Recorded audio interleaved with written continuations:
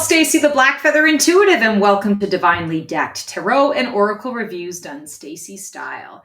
And today we are doing another blind deck date edition, and this is the spooky segment. And I don't have a ton of Halloween decks or anything like that, but I do have some darker decks, and I thought this would be a perfect time to do a little blind deck date with a couple of darker decks and see what comes up. So without further ado, let's meet our two decks that are going to be featured today. All right, so we are connecting with the Black Tarot by Victoria Iva and the Dark Light Oracle by Alexandra V. Bach and Carol Ann Ashkenazi. And I actually have other decks by both of these creators. I absolutely love my Guiding Light Tarot by Victoria Iva or Eva. It's incredible. And this deck was given to me as a gift. And I'm going to be honest with you, I haven't really worked with it a ton. So it's a blind deck date for the decks and kind of a little bit also for me too. So let's just sort of see what transpires here. This one, I absolutely love their El Qui deck that they put out. And so when I saw this was available, I jumped at the chance. So let's do our first impressions and see what the see what the vibe is here, the shared vibe. So on first glance, I'm not sure if you can tell when you're looking at this, but the back of the deck is marbled. So it's a black background, excellent cardstock, by the way. And it's kind of marbled with this purple, this deep purple sort of mist kind of energy. And I think that's really cool because with this deck, we have, it's a little more rounded, but we have purple and pink being featured in the back of this deck. Of course, this is more of a matte finish and this is more of a glossy finish. I'm so sorry. There is neo fur all over the place here and up my nose. So I apologize. You're just going to see fur flying. So this is kind of a shinier background. I want to say it's got kind of that eggshell sheen, that sateen finish with the matte. But I feel like on first blush, when we're looking at both of them together, the backs of them, they match, they blend, they look like they fit. So let's check them out and see how we do with the innards. Knight of Cups. Here it's very black and white, the black deck, it's black and white. And it's interesting, there's like a horse that's kind of a skeleton horse.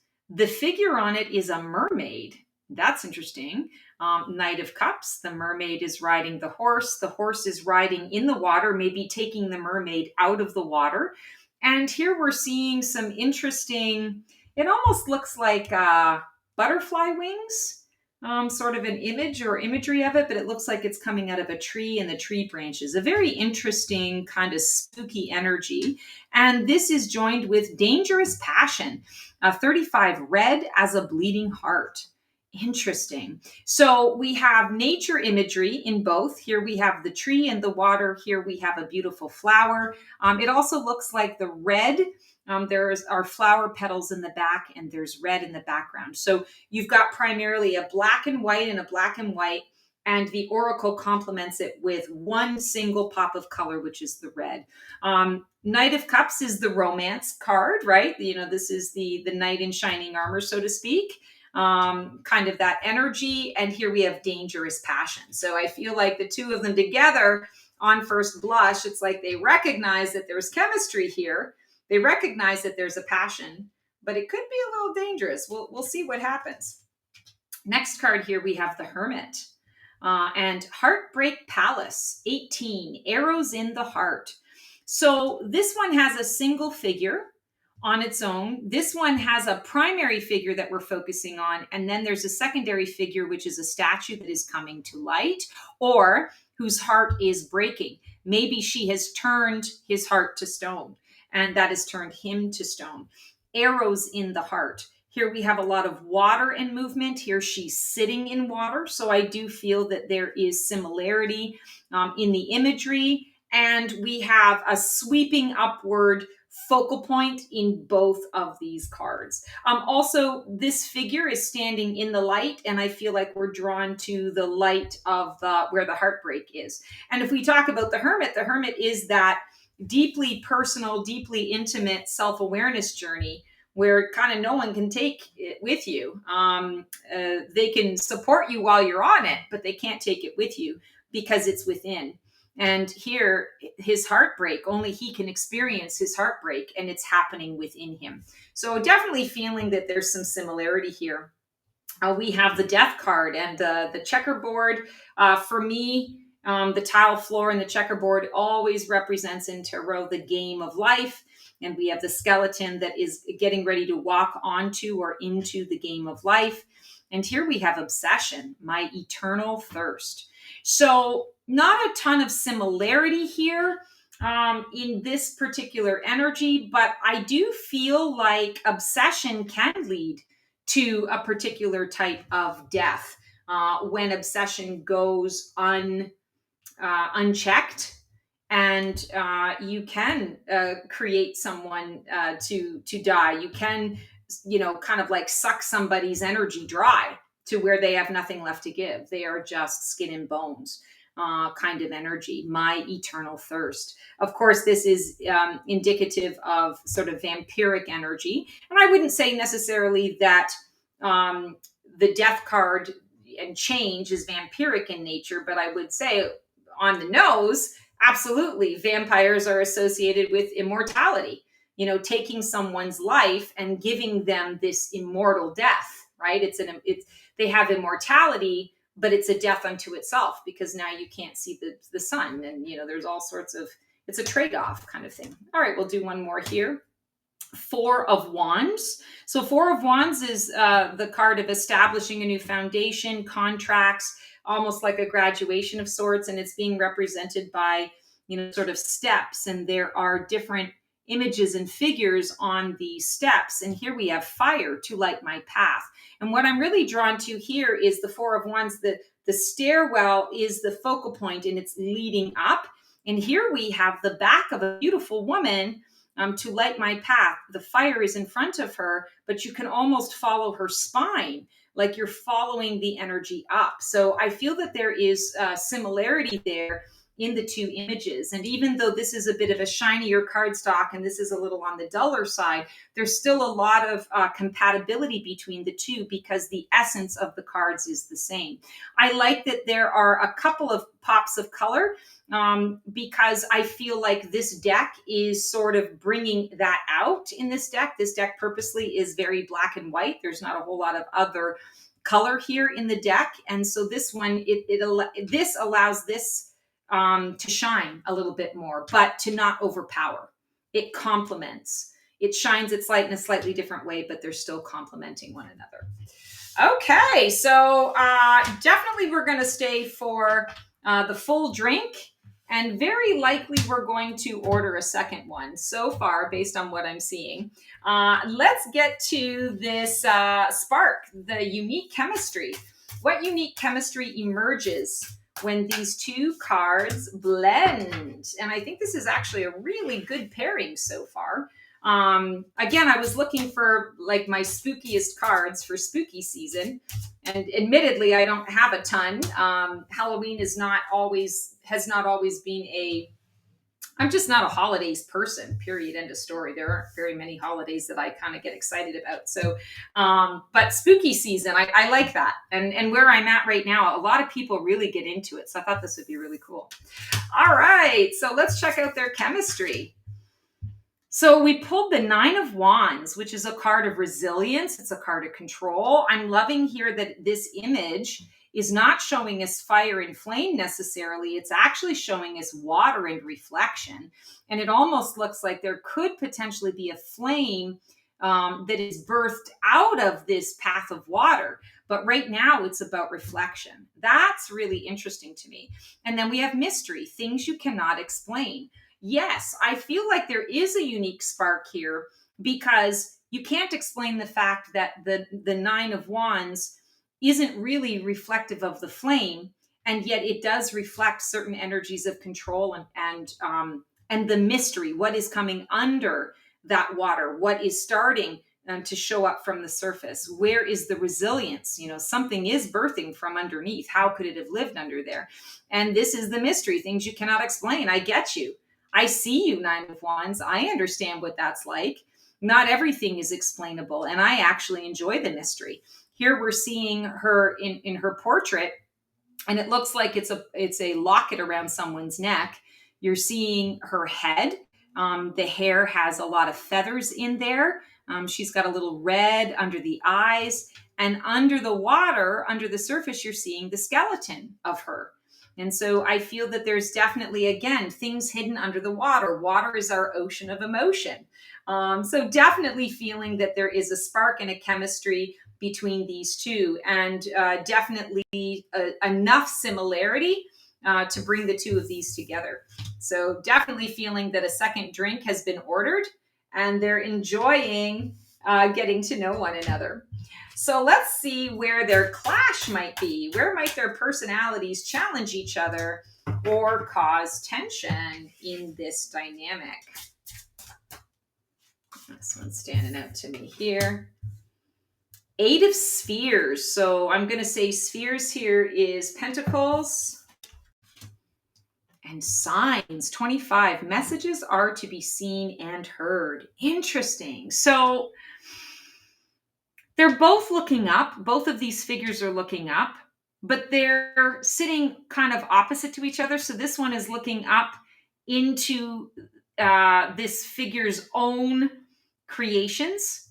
This one is looking up to the heavens. This one is looking up to the moon, watching the bird, watching the moon, looking to a higher expression of life, looking for the answer to the mysteries, right? And this one is very, I want to say, earthbound, very connected to what is in the moment, in the now, what they can understand, what they can manipulate, that they can work with, that they can utilize. And this one, I want to say this deck is a little more of the pie in the sky, right? A little more of the ethereal, open to other things beyond what they can see with their own two eyes, opening to what they can feel.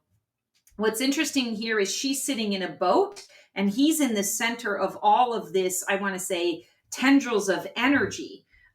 So this isn't fully formed yet. This is fully formed. And I feel like they approach it in opposite ways. She's sitting in the fully formed, looking to the unformed.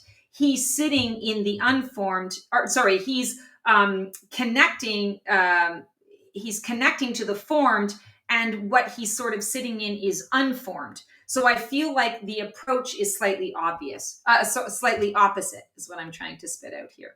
So when we're talking about that clash, it's kind of like their focuses are opposite in life. This one focuses on the tangible, the physical. This one focuses a little more on expanding out of that. What is beyond what I can see and understand and taste and touch and smell? Interesting.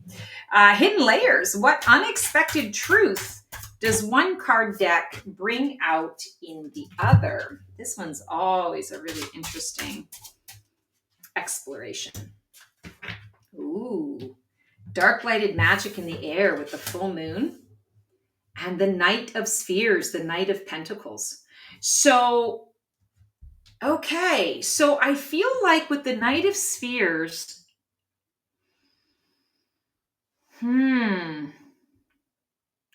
this one here, I feel, has many different aspects and layers to this deck, but you have to be patient enough and willing enough to sit with it, to work with it, to get to know it. This is not a deck, like it's going to be on the, how do I put this? It's not going to hide itself, but it's not going to make its layers easily accessible. Like it's not going to just offer itself to you, basically, is how I want to say it. This deck makes you work for it a little bit, but it doesn't set out to do that. It's kind of like its game is it's always curious to see if you're going to look beneath the surface, if you're going to seek out those different layers, if you're going to ask the right questions. And the full moon card here, that dark lighted magic in the air, I feel like what she's saying is, yeah, I am going to look into those layers and I'm going to use the light of the moon to be able to uncover those layers, or to give me uh, the light to be able to see into that a little more on the, sort of on the deeper side and the deeper level. I'm the sphere that is being represented here under the surface, and I would say this is all like the roots, of this creature, the roots of this figure. I feel like it's kind of like the moon underneath the layers, and how that moon behaves almost like a compass. And this is the moon externally, outside of things. But I definitely see that she's seeking that out. Also, I want to point out that we have this figure here, kind of on all fours, and she is kind of kneeling down, and she's got one arm, supporting her, and the other arm up. So there's some similarity. Like this deck is meeting this deck where it is, right? What do we say that psychologically, if you're sitting across from someone, you can mirror them by doing their actions. So if they've got their arms crossed, you can cross your arms as well. If they're leaning in and they're really interested, you can do that as well. So I feel like that's kind of what's happening here. Is the hidden layers of this deck. There's going to be a lot there, and I feel like this oracle deck definitely wants to get to know this tarot deck. And this tarot deck is curious because this deck is like, all right, it's very rare that someone actually assumes that there might be something under the surface and is asking me the right questions. So again, doesn't keep the layers hidden, but doesn't offer them as well. So like she's looking for it, and then she's going to find it, and then this deck is going to share it, is going to talk about it. So I definitely really like that. I feel like this pairing so far, if you're doing a reading with this, a really deep reading with this, I feel like each of them is wanting to work with one another in a really collaborative way, but still kind of holding their own. Each of them is going to have their own voice, their own unique approach to the situation, but their guidance is going to be compatible with the other. So I don't feel that there's going to be a ton of confusion here. I feel like the guidance is going to be pretty clear cut, and I like that. Future date potential. If these cards kept working together, what kind of guidance would they co-create? Ooh, searching for my grail, the quest, and the 10 of Wands. Rewards and the burdens that go with it. So really drawn to the compatibility and the imagery of this card as well. You've got this figure down here. You've got this figure down here. They're both facing each other in the direction, in the orientation of the cards. This one is walking into a larger structure, a larger imagery. It's nighttime. This one is looking at the larger structure, the larger imagery. It is nighttime, or we are seeing a little bit of sun breaking through the clouds, but it gives the impression that maybe there's going to be a setting sun, or maybe the sun is just rising. It's a dawning of a new day. I love that this is a quest, because the 10 of Wands often is indicative of they're trying to get somewhere. It's a new journey. They are quested to get to a particular place. They're just doing it with a lot of burden in the way. And, there's an encouragement to shed a lot of that stuff. And I feel like the quest, searching for my grail, it's like the two of them have been searching for each other for a long time. I found my quest. You are my quest. Now that I know that there are layers hidden, now I'm really interested in getting to know those layers. And so let's do this together. I will help you to carry your burden, and let's explore the tower together. Wow. Oh my goodness. I was just not at all expecting this level of compatibility. And this kind of makes my heart happy. I'm going to say, because I've not had an opportunity really to get to know this deck in particular. And I'll be honest with you, this Oracle deck, I have worked with it and paired it with a number of different decks in my own work, and have found it to really fall flat. And I feel like I've found a perfect pairing. And who would have thought me to find a perfect pairing during spooky season.